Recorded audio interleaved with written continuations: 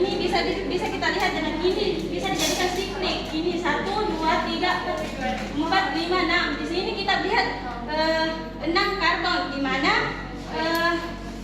berarti 2 terbawa dari atas nomor 5. Ini kita lihat di sini OH, di mana OH ini merupakan glukosa aldosa, maka ia punya kubus aldehida. Nah, kubus aldehida di sini awalnya memiliki hidralisasi, yang dimana kita bisa simpulkan dengan sp2 di sini. Terus di sini CH2OH merupakan ikatan dari oksigen yang mengikat senyawa dan oksigen ini bisa kita lihat dengan kanan atas akan terbalik. Jika kita bandingkan dengan pulpen ini, maka kita ini anggaplah ini sebagai titik kepalanya ini ekornya.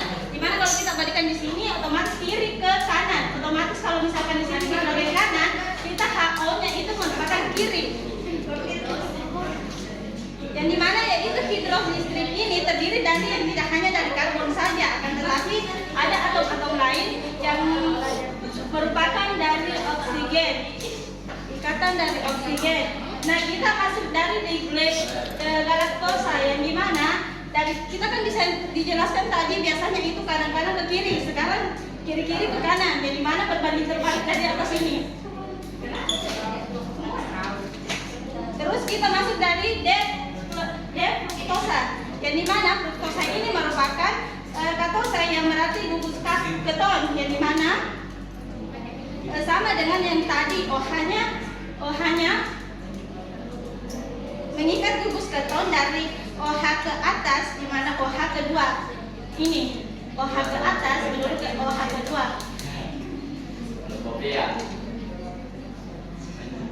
Dari bawah ke 0 ini. Nah, cara menghitung siklik yaitu berada pada titik tengah di atas ke bawah. Nah, sikliknya sendiri itu berada pada 2, 3, 4, 5, dan 6. Di mana DaOH yang berada di titik 5 berarti salah satunya yaitu oksigen yang merupakan senyawa titik 5, yang berarti siklik itu dinamakan kurang, berarti sekarang namanya itu D-fruktosa. Sama dengan tadi, kalau OH-nya berada di kanan bawah, maka OH-nya itu akan naik ke OH ini berbanding terbalik lagi dengan satu hati, sama dengan ini. Berbanding terbalik, OH-nya itu ada di atas dan OH di bawah itu adalah kiri dari fruktosa yang diputar, maka OH-nya jadi di belakang. C2H ini hasil dari ini yang berada di atas. Karbohidrat ketiga adalah aktivitas optik. Senyawa yang dapat menyebabkan terjadinya pemutaran cahaya terpolarisasi dikatakan mempunyai aktivitas optik. Senyawa yang memutar cahaya terpolarisasi ke kanan diberi tanda plus atau neutron. Sedangkan yang memutar cahaya terpolarisasi ke kiri diberi tanda atau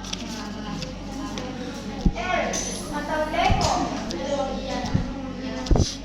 Yang keempat, konfigurasi molekul.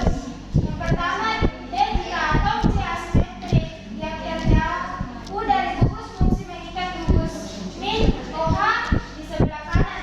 Yang kedua, L jika atom C asimetris yang terjauh dari gugus fungsi mengikat gugus min OH di sebelah min kiri. Yang kelima, sistem kursi atau kontur fungsional formula hampir sama dengan proyeksi Howard. Pada bentuk kita dapat lihat di gambar pada bentuk A, gugus OH pada atom karbon nomor 1 berada di bawah bidang, sedangkan pada bentuk beta letak gugus OH di atas bidang.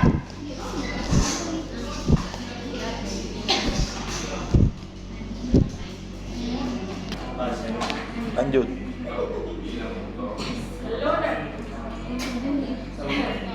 Sifat-sifat karbohidrat.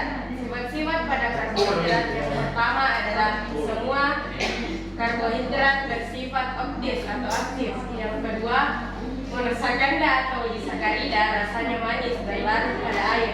sedangkan polisakarida rasanya tawar dan tidak larut pada air. Yang ketiga, beberapa reaksi pada karbohidrat. 1. Hidrolisis polisakarida H20 per H+, disakarida H2O per H+ polisakarida. Yang kedua, fermentasi glukosa, ragi,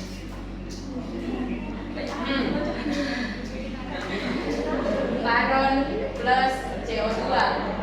C atau yang ketiga, dehidrasi karbohidrat H2SO4 karbon plus H2O.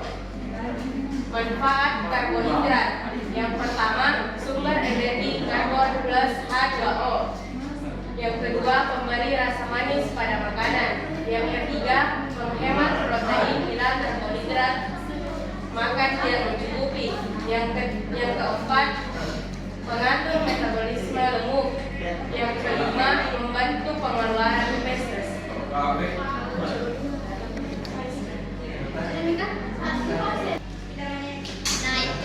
Nah itu dia tadi pemaparan materi dari kelompok kami. Mudah-mudahan bisa dipahami dan ada pun kesimpulan yang dapat kami tarik, yaitu yang pertama, karbohidrat yaitu senyawa organik yang terdiri dari unsur karbon, hidrogen, dan oksigen. Dengan perbandingan 1 atom karbon, 2 atom hidrogen, 1 atom oksigen. Karbohidrat terdapat banyak pada tumbuhan dan binatang yang berperan struktural dan metabolik. Sedangkan pada tumbuhan untuk sintesis karbon dioksida ditambah air yang akan menghasilkan amilum atau selulosa melalui proses fotosintesis. Sedangkan binatang tidak menghasilkan karbohidrat sehingga bergantung pada tumbuhan. Yang kedua, berdasarkan susunan molekulnya, karbohidrat dapat dibedakan menjadi 4 jenis, yaitu monosakarida, digosakarida, polisakarida, dan disakarida. Dan yang ketiga, struktur karbohidrat dapat dilihat melalui rumus Fischer, rumus Haworth, aktivitas optik, konfigurasi molekul, dan sistem fungsi. Demikian presentasi kami dari kelompok 1. Kurang dan lebihnya mohon dimaafkan. Wassalamualaikum warahmatullahi wabarakatuh. Waalaikumsalam.